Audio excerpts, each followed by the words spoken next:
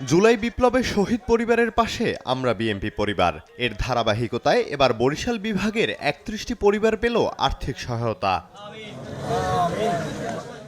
শনিবার দুপুরে বরিশাল বাকেরগঞ্জে জাহাঙ্গীর হোসেন মোল্লা কলেজ প্রাঙ্গণে আয়োজন করা হয় সৌজন্য সাক্ষাৎ ও সহমর্মিতা প্রকাশ অনুষ্ঠানের।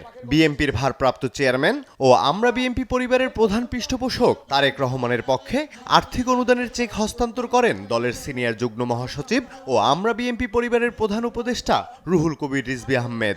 এ সময় ২৫ শহীদ পরিবারের স্বজনরা উপস্থিত ছিলেন। ওর বাবা যখন মারা যায় তখন আমি ৭ মাসে অন্তঃসত্ত্বা।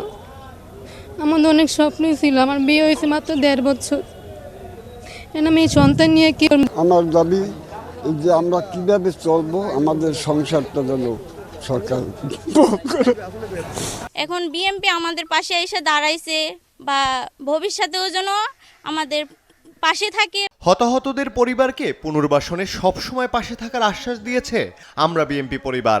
যে শহীদ পরিবারগুলো লেখাপড়া হচ্ছে না, যে শহীদ পরিবারগুলো চিকিৎসা হচ্ছে না, যে শহীদ পরিবারগুলো খাদ্য পাচ্ছে না, বস্ত্র পাচ্ছে না, অন্ন পাচ্ছে না, আমরা তাদের দোরগোড়ায় বাসা বাড়িতে আমরা এই অর্থ বিভিন্নভাবে আমাদের কর্মীর মাধ্যমে পৌঁছে দিচ্ছি।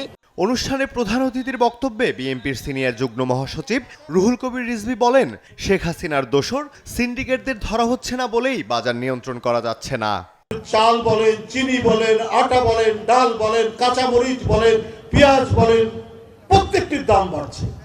আমরা বারবার বলেছি সরকারের প্রধান দায়িত্ব হচ্ছে যারা সিন্ডিকেট করে তাদেরকে ধরা, যারা এই সমস্ত বিভিন্ন চক্র তৈরি করেছে তাদেরকে ধরা, এবং এই চক্রের যারা নেপথ্য নায়ক, যারা এই চক্রের চক্রান্তকারী, সবই হচ্ছে শেখ হাসিনার দোসর।